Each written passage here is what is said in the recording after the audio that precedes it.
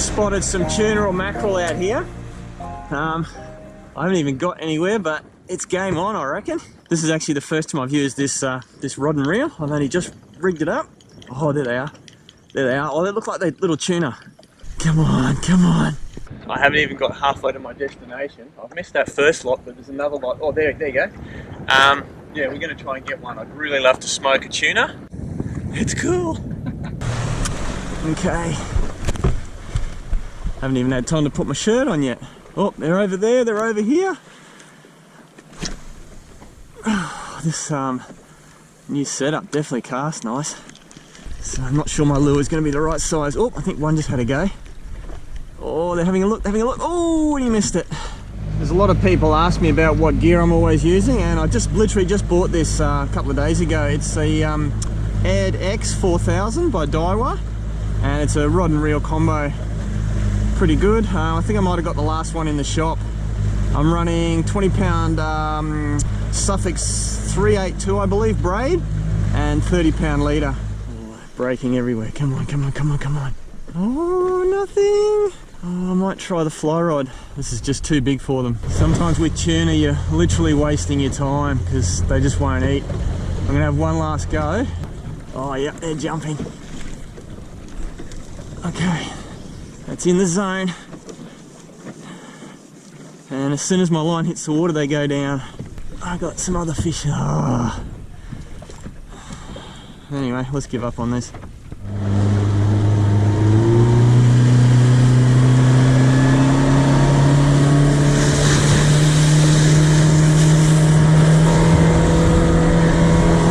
Woo! That's what we're using.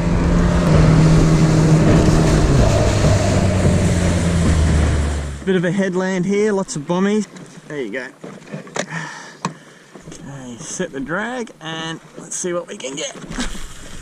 Oh, I reckon we'll get more coral trout and reef fish today.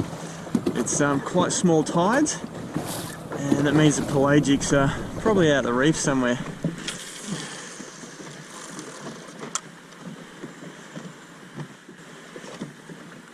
Yep. Oh, that was a coral trout. Oh, missed him. I'll go there again.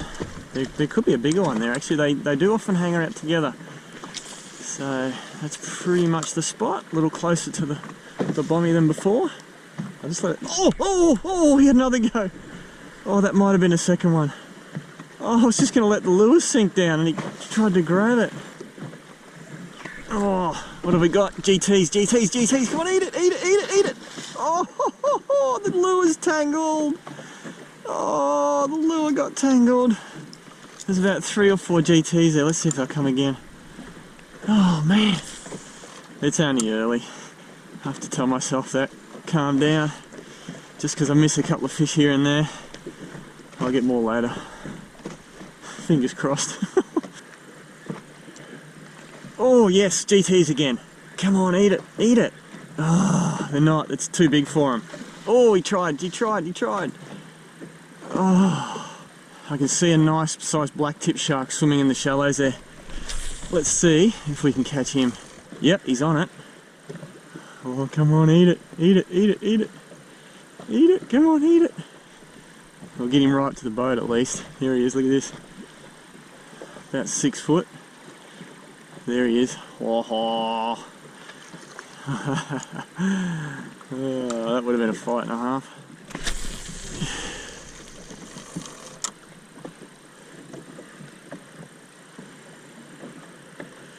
Yep, got him. Oh, that's a reef fish, I'm pretty sure. Oh, I've got lots of drag on this reel, so there won't be anything going out. Oh, I think it's a coral trout. Let's hope he's big enough. Oh, woo. After so many misses. Oh, it's definitely coral trout. 38 centimetres he needs to be. You know what? I reckon he might go. Oh, we might have coral trout smoked for probably dinner. Woo! It is on the 0, and he is 42 and a half. Close to 43, there you go. Beautiful. You are going to be smoked later on, buddy. Wow, cool. First thing I do is I always cut their throat. I'll show you exactly where. There's the gills, and the heart is just down from that. So he should bleed out nicely. Then I put him on ice, and I'll show you the rest later, but putting him on ice stiffens him up so I can fillet him. So yeah, hard work casting these big lures. Rewarding, but hard work.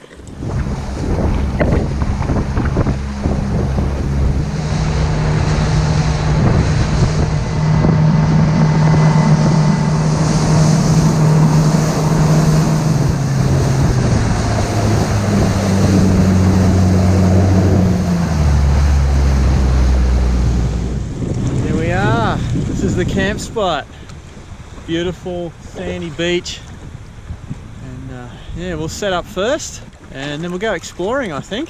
Oh, beautiful day today. Have a look, not a cloud in the sky. Actually, I lie, there's one little cloud over there, that's all I can see.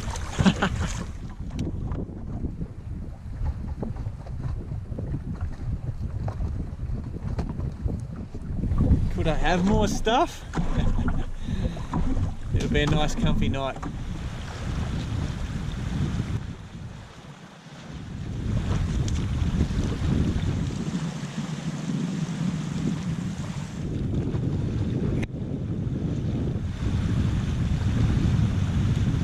The tides are pretty small, so most of the beach will stay dry, so I don't have to go too far up, I don't think.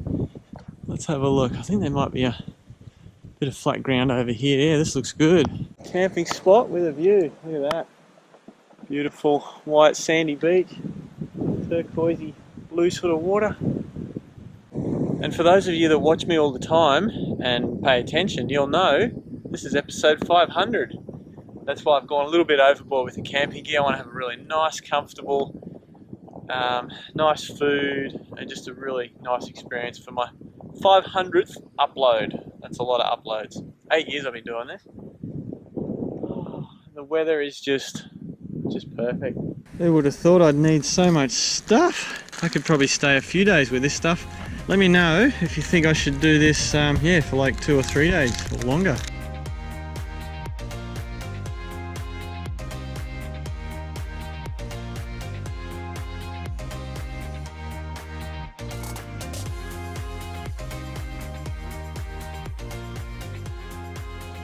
How luxurious is this kitchen? Look at it.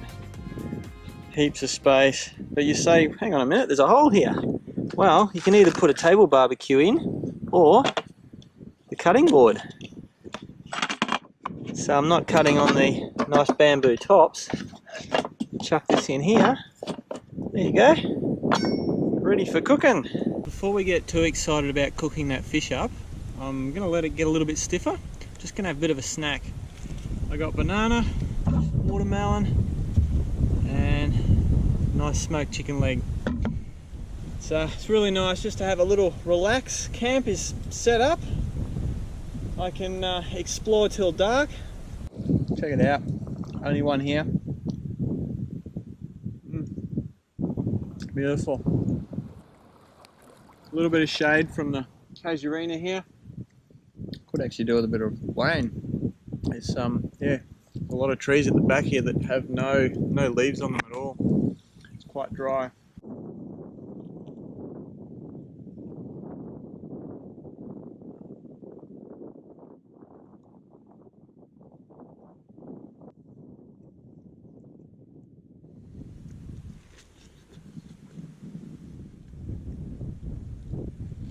I've just dragged the boat in because the tide's coming up and I don't want to have to swim out there when I go fishing later.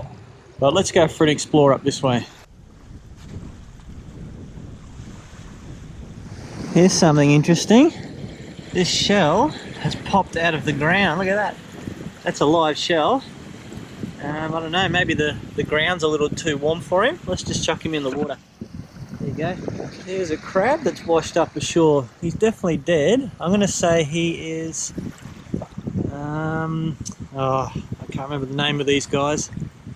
I'll put a graphic here, but yeah. Poor little guy. Hey? You know what? I always wonder what happened when you find a dead crab. Anyway, something will eat him. So this is one end of the beach. We've got a few little rocks here with really old oysters. Nothing alive. The rocks are quite small, and yeah, there doesn't seem to be too many live oysters here. Maybe try the other end of the beach. Here we've got some cool mangroves. We'll have a little poke around here. This actually looks like a bit of a creek coming out here. It's definitely not flowing. We've got some, like the mangroves keep going up. We're probably 50-80 metres from the shore now. So this is interesting. And I do think it's a creek. I think it comes from up that way and goes down to the ocean that way. You can see just see the water through there. Yeah, there's no water in that creek. It's very seasonal. I'd say it only flows when it's just been raining. Let's go up the other end of the beach and have a look over there. Here's something pretty cool. These are two Barracuda trees. They're a water bottle tree or a bottle tree. Their trunks swell up and fill with water. That's why it's so wide. It's only a small tree. It's only probably 4 or 5 metres high. Okay, we're now at the other end of the beach and I found some big rocks. Let's see where this goes and what it looks like. I'm not sure if you can see them, but there's thousands and thousands of little fish in here. I'll see if I can get close enough for you guys to see them. I'll probably freak out when I get close to them.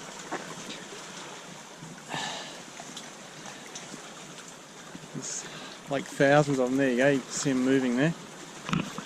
Wow, that's cool. And I've just noticed there's a few oysters here. So what I'm thinking is tomorrow morning, before the tide's up, we might have some oysters for breakfast. I think there's one. Yeah, there's one right there actually. Didn't bring a knife or anything like that, but yeah, they'll be all through here, I'd say. I think what we'll do is we'll jump back in the boat and go for a little explore, have a fish. And I just thought I'd show you this tree one more time. Like, have a look at it. I don't know if you probably can't hear it, but every bee, fly, butterfly, insect is here, because this must be like some of the sweetest. Ooh, that just got me. So yeah, you can really smell that sweet nectar. They're just flying around everywhere here. Anyway, I find that interesting. We'll go for a fish on the other side of the bay, go and see what we can see.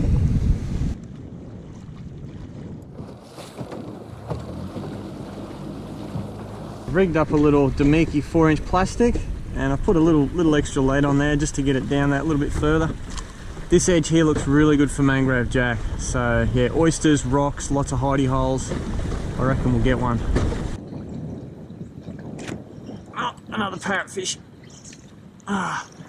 Seem to be pretty prevalent around here. Okay. Hey, off you go, buddy.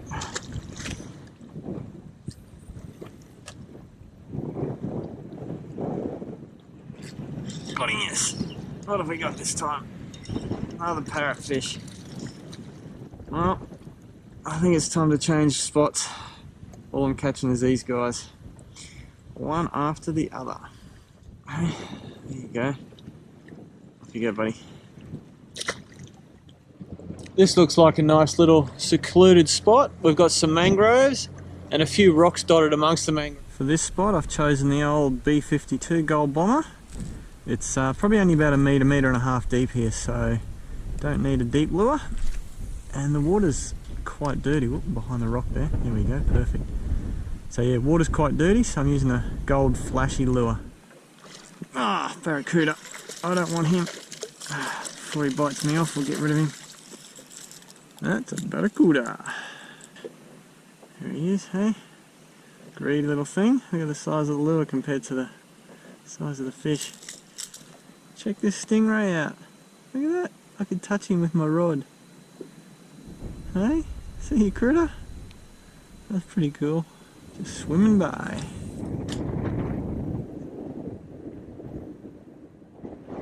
Oh, got him, yes. Oh, I think it's a cod. Yes, it's a cod. Woo! Actually, he's a nice cod. Look at him. Nice little black spot cod. He's probably, I don't know, 37, 38 centimetres. Eh? Beautiful. Okay, off you go, buddy. Hey, there you go. To say the fishing is slow would be a huge understatement. That cod I caught probably an hour and a half ago. I haven't had anything since then. So I might take the time. I've just pulled out of the wind and prepare the coral trout for smoking. Okay, the coral trout is nice and stiff and actually very cold. Take off the fillets, and what I'll do is I'm going to save the skin for later on. I'm going to cook with the skin and make some little skin chips. Some people might know that as fish skin crackling. So I don't remove the first fillet until I've got both fillets pretty much off the backbone. I find that a lot easier. That way the fish keeps its shape and you can find the lateral line and backbone much easier. There we go. We have one fillet and we'll get the second one off real quick. And what I'm also going to do is I'm going to gut what's left of the coral trout now. There's quite a bit of meat on the, they call that the wings and the cheek and up in here. So we won't waste any of this fish. We're going to smoke the whole lot. There we go. It's the only part of the trout we're not going to cook or eat, just the guts. Give that a wash out and then it's ready for cooking. So then I'm going to skin the fillets. It's pretty easy, just run the knife nice and flat down. Like I said, I'm not going to throw these skins away. I'm keeping the skins. There we go. The final step before we smoke the fish is I've got some salt and brown sugar. I've used Himalayan salt. I've got 40% salt and 60% sugar. This is brown sugar. So what we'll do is we'll give those fillets a little rinse, just in the ocean. Just the tiniest little rinse, and then drop them straight into that bag. Mix that all around. We want evenly coated in salt and sugar, and we'll put that back into the fridge, or the esky in my case. So with the trout skins, I'm going to leave them on the carpet here, scale side down, and put a bit of a hole in that one. But what I want is them to dry out nice and dry. The trout's in the fridge now. It's probably 3 in the afternoon, maybe a little bit before. It's really quite hot. The fishing's not going off at all. So I'm just going to chill out here in the mangroves, have an apple, bit of a snack, and yeah, just chill out probably half hour, 45 minutes or something like that. But sometimes you just gotta, I don't know, just relax a little bit, especially when it's hot and the fishing's not going on. There's no point being frustrated. If the fish aren't biting, the fish aren't biting. So leave it an hour, hour and a half, and yeah, fish could be on again. Ooh, mangroves are coming in. There's actually food everywhere you look. Like, I am just chilling out, but you have a look at these guys here. 1, 2, 3 snails. 2 more there, another 3 there. Another 3 there. And some more here. Now they're actually pretty good to eat. I've eaten these quite a few times. I'm not going to eat them today, but yeah, little snails like that, very nice. Anyway, we'll put him back there.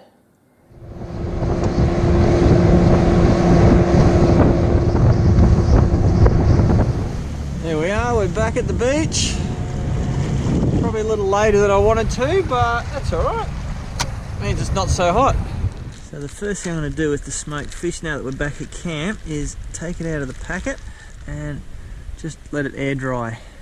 The next thing is to set up the smoker. Pretty simple. That's the Uniflame smoker.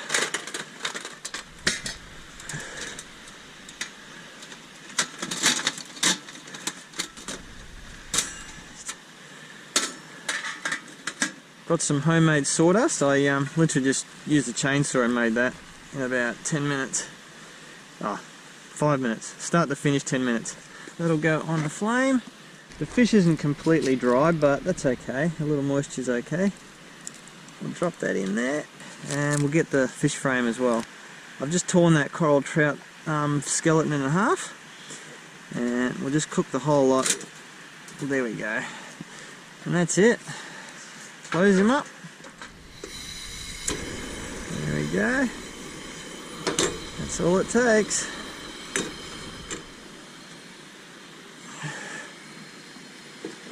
I think it's shower time.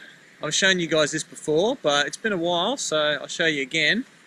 It's a really cool little thing for having a shower almost anywhere with just the smallest amount of water. Anyway, come on. Here, it's a little pump spray, half a litre, and I've had a really good shower. You're out in the middle of nowhere. Ooh, that's rather cool. When you're in the middle of nowhere, a little shower like this is yeah, it's great. Just to get all that salt water, salt spray and sweat off me. And it looks like the smoke is really going off too. Dinner's going to be ready in about 20 minutes, I reckon.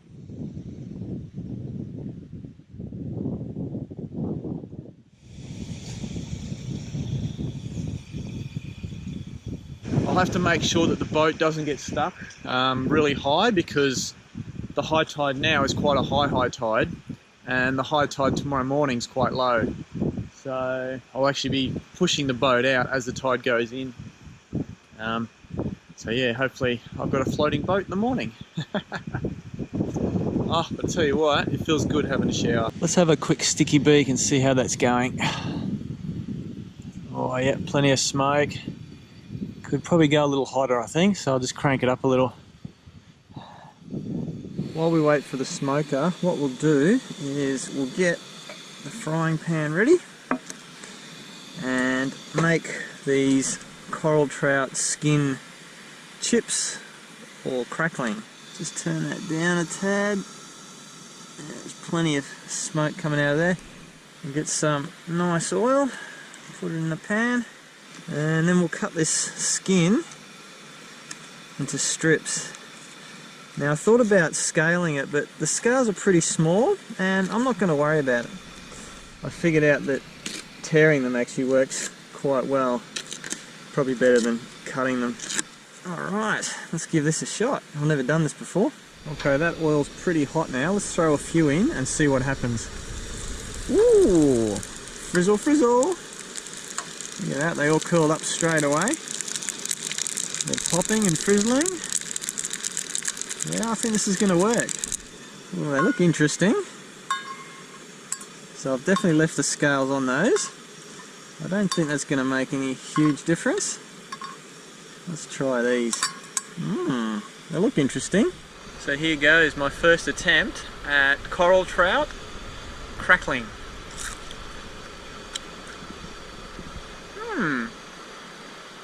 Not too bad actually. Tastes a little bit like pork crackling crossed with, I'm going to say a little bit of shrimp or something like that. Yeah. They're quite nice. Yeah. Now please comment whether you've seen other people take the scales off or not. I think scales on, not a problem at all. Yeah. And it is very much like crackling. Yeah. Now my next question is, can I put the rest of these in that small amount of oil? The only way to find out is to try it. Let's see. I think if I keep moving them, yeah, it should work.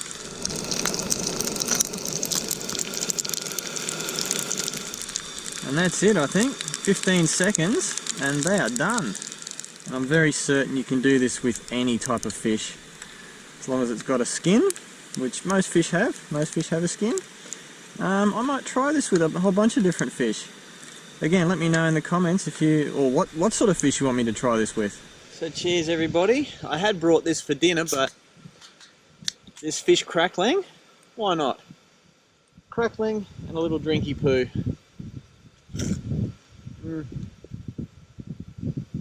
So cool, just chillaxing on the beach. Dinner's almost finished.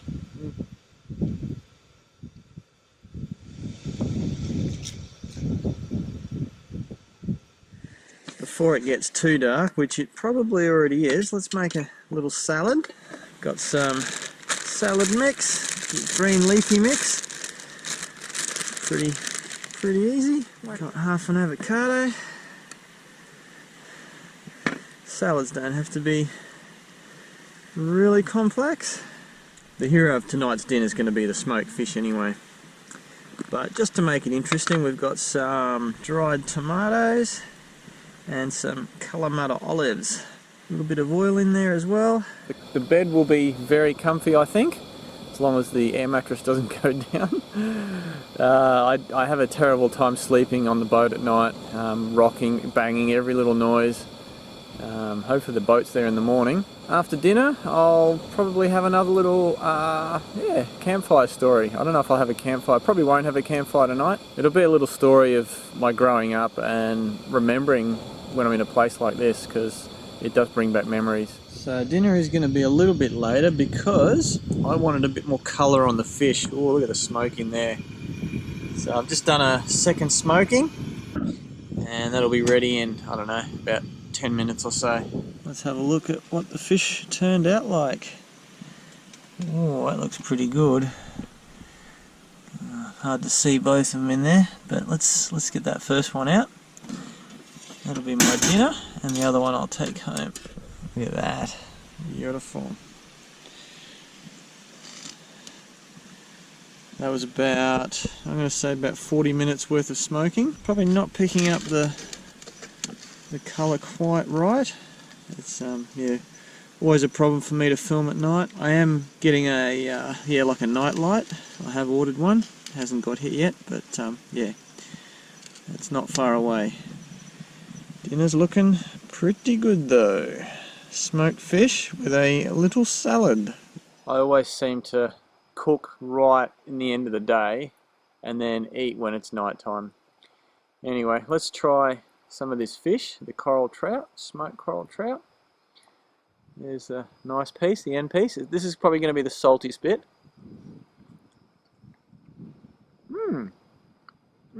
Quite nice.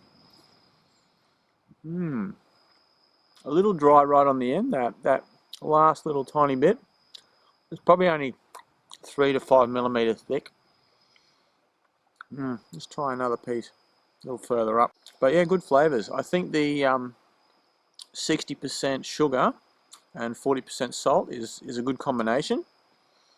I definitely reckon that. Maybe next time let it sit for say 3 hours instead of like an hour and a half, and then maybe wash the outside of the fish. I think that would make it, like you couldn't get any better than that. This is delicious. It's I do have a fork, but it's just easier picking it off. Really nice. Have a little bit of avocado with an olive.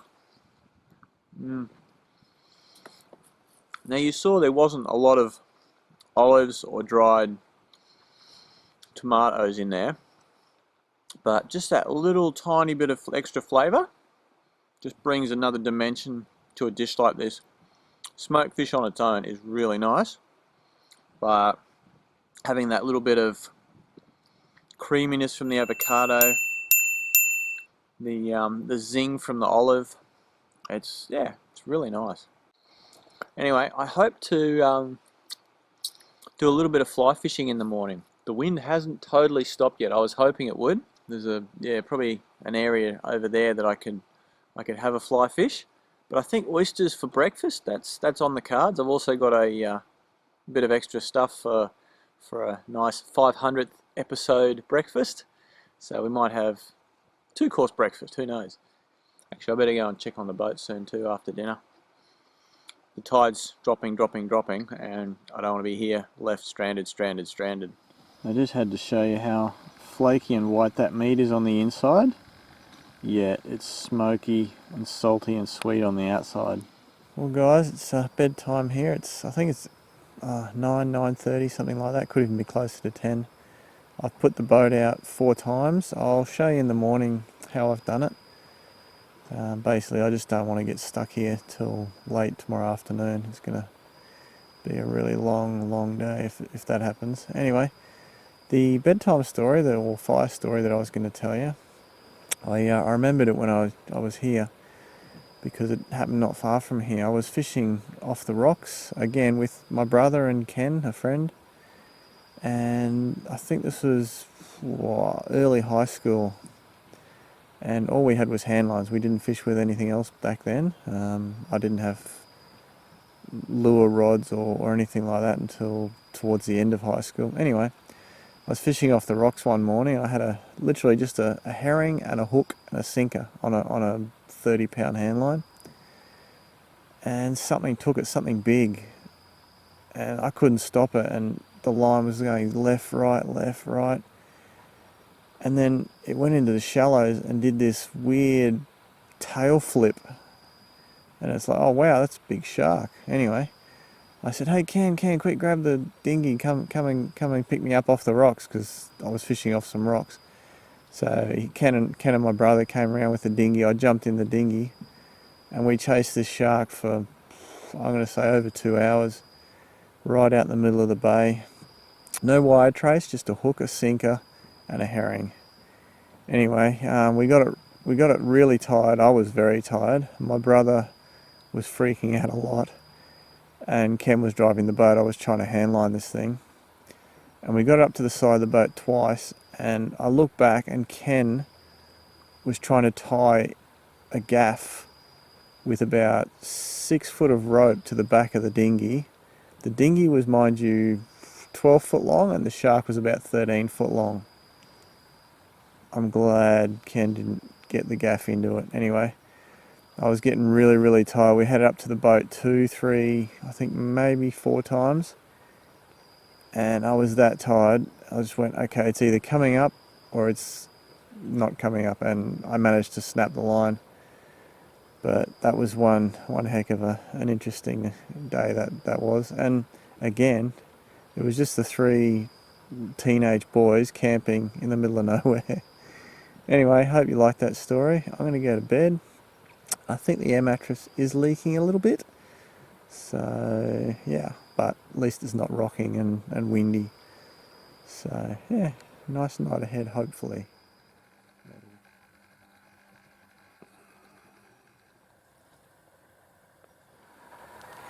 Good morning, everyone. It wasn't a bad night's sleep, but I did have to inflate the air mattress 3 times. That was a bit of a pain. You can just hear the birds twittering outside. I think the wind stopped around about midnight, maybe a bit later. But that's alright. The big question is the boat still there? Oh!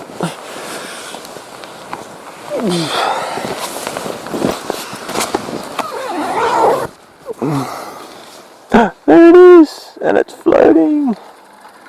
Oh, that's a bonus. I was worried it was going to be like up there somewhere. Anyway, it's perfect. The sun not up yet. It's over there somewhere. Should come through that gap. Oh, how pretty. Oh, there's the clouds up on the hill. It's nice and calm in the bay there. We'll go and check out the tide situation, and I'll show you what I did with the ropes to keep the boat where it's supposed to be last night. Oh, it's nice and still. I like that.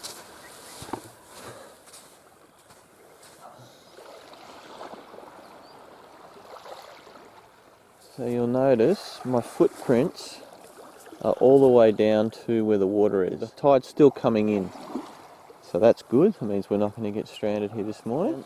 This is my shore anchor. It's just a little pick, and I'll put a couple of big rocks on it. So we've got the rope going to the back of the boat. You can see the rope there on the back of the boat, and then the other anchor is out the front. So it goes that way. That way the boat's always facing the right way, and it doesn't drift in and it doesn't drift out. So that's perfect. Oh, hang on, what have we got here? That could be a little shark cruising the shallows. Let's have a look. Right there, that little V. Let's see if we can see anything there. Somewhere there.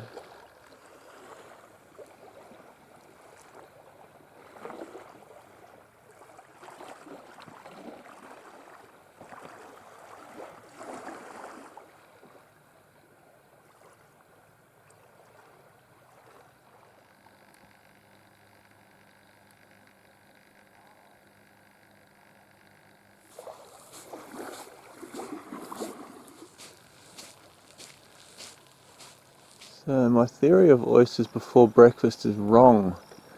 It's actually high tide now. It's not a very high tide, but it's still high tide, which means the oysters are underwater.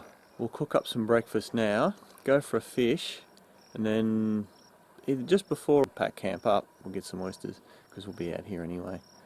So let's go cook up some nice breakfast. Ooh.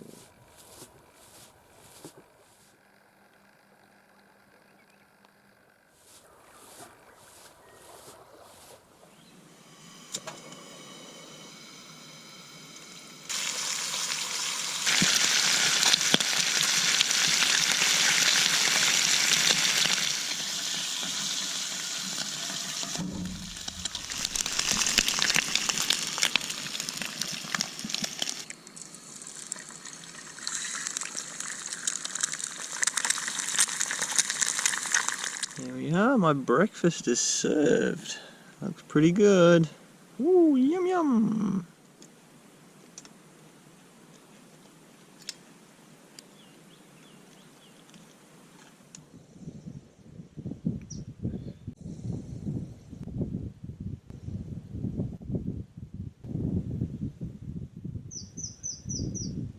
You can probably hear the winds come up a little bit.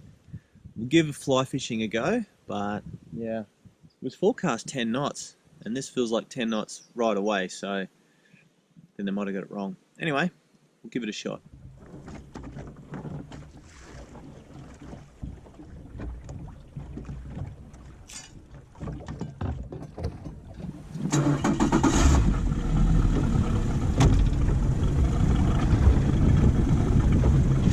So I'm just tying on some new leader. I like to use 20-pound fluorocarbon.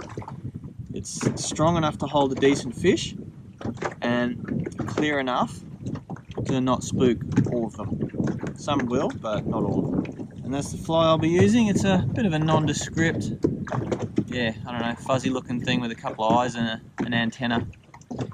Should catch most things in here. I'm hoping for golden trevally, mud emperor, queenfish, GTs. Yeah, we'll see what we find.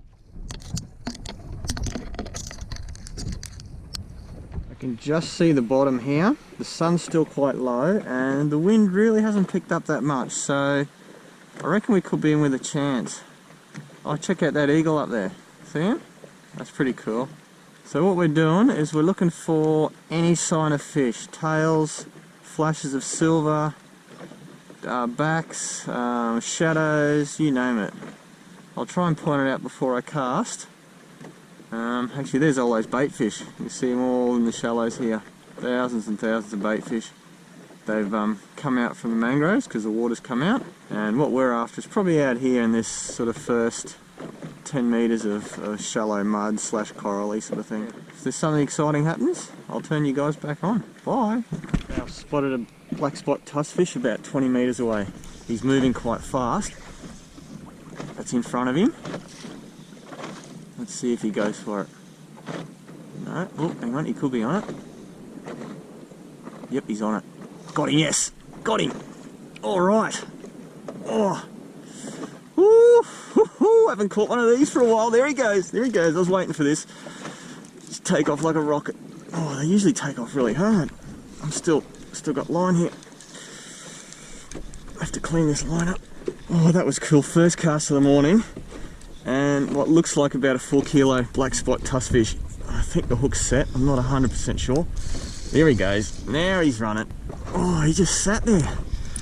That was really odd. When I first hooked him, he just sat there and sort of waddled from side to side.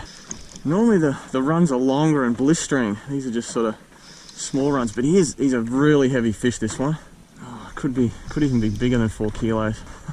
I actually spotted 2 more mud emperor before this guy, and everything is just too close with the sun so low. But if you have a look at this guy here, when he gets a bit closer, these things just glow in the water.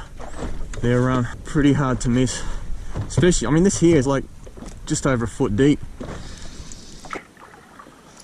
Can you see how green he is? They just yeah, they stand out really well. Look at that bluey green color there. Very hard to miss that on a flat like this. Whoops, too much lining. Oh, he's a nice fish. Definitely around the 4 kilo. Oh, there he goes. Still going. Okay, I get a chance to meet him now. He's quite tired. Oh, still a lot of power. Oh, here he comes on his side. This is it. Come on in, buddy. Oh, got him. Oh, that's more like 6 kilo. Oh, wow. Have a look at the size of that thing. Woo! Look at the chompers. Oh, have a look at the size of that monster. He is every bit of 6, possibly even 6.5 kilos. I'm not going to measure him, I'm just going to get him back in the water. Have a look at the size of the teeth. Oh, and the eyes, just look at that, the blue, the purple. Okay, let's let him go. Whoop. I'll let him go, and yeah, I'll hopefully catch him another day. Morning Tusky, loving it. Oh, and there he kicks off. Let's see if we can follow him for a little while. These are just an amazing fish. They grow a little bigger than this, but at this size I always let them go. How cool was that capture? Oh, that made the morning worth it. It's those fish at that size, if you catch half a dozen in your lifetime, you're doing well. They're an amazing fish. They don't always eat, and they usually brick you. They'll dive right underneath coral, and you'll never get them out. They flare their gills up and they lock themselves in.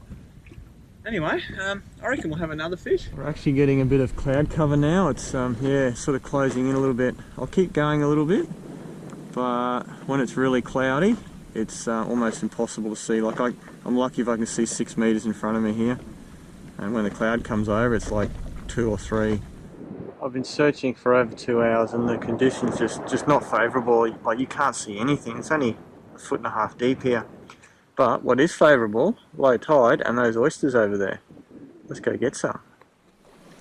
Oh, there was a fish right there. Look at that. Another fish. Anyway, there's some nice oysters right here. Okay.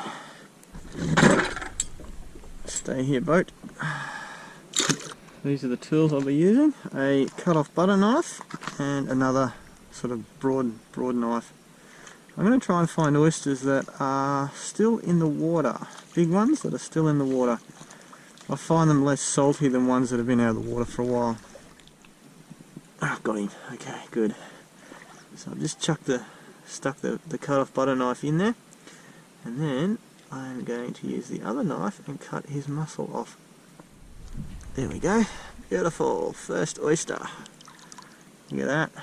Nice and easy. And the lemon. Okay, let's get this guy here. This looks like a monster oyster here. He's open and I'm in. I've got him. Okay. There we go. I broke that one a little bit, but that's a nice size oyster. It's almost the size of the palm of my hand. Beautiful.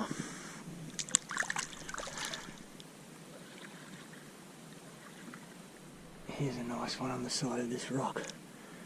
Big oyster. And we're in. Yep, got him. There we go, look at that. I think they're getting bigger. Look at the size of that. That is the palm of my hand. And check out the pearlescence along the top here.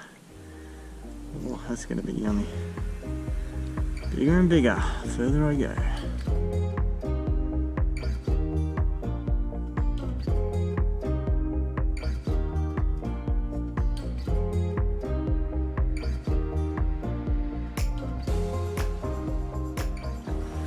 start with 3 oysters. What I'll do is just cut them off the shell so that the muscle's loose. I really should have, looked for these bigger ones first. I think that first one was what I call small. That one was probably about that big. It actually broke off. But that's cool. We got most of it. And then to eat these, I'm just going to cut a bit of lemon off, squirt it right on that oyster. Let that sit for a little while and do the others. I like to get a really nice lemon flavour in my oysters. And yeah, the further you go that way, the bigger they get. That was my first one. And this is my last one out of the first 3. Hook in.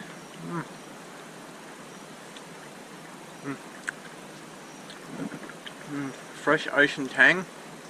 The tang's from the lemon, but the taste of the ocean is just in every oyster. The lemon just, I don't know, just adds another dimension.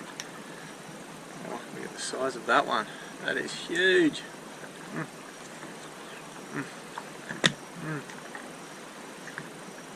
If you haven't seen the episode where narrator Chris and I went to we're in Tasmania.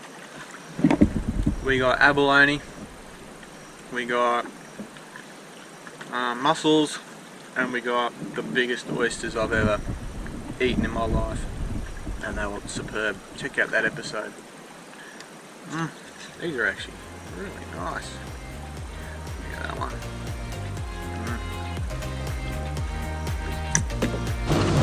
So it's got quite rough now. I'm just going to go back, pack up camp and head home.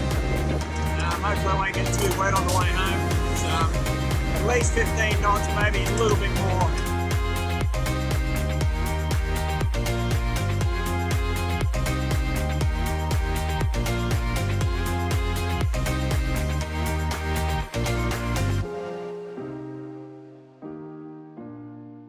Thanks for watching, everyone. Please subscribe and click the notification bell so you get notified of my new videos. I do them every week. I'd also like to say a big thank you to my Patreon supporters and people who've donated through PayPal. If you want to see more right now, click the links above.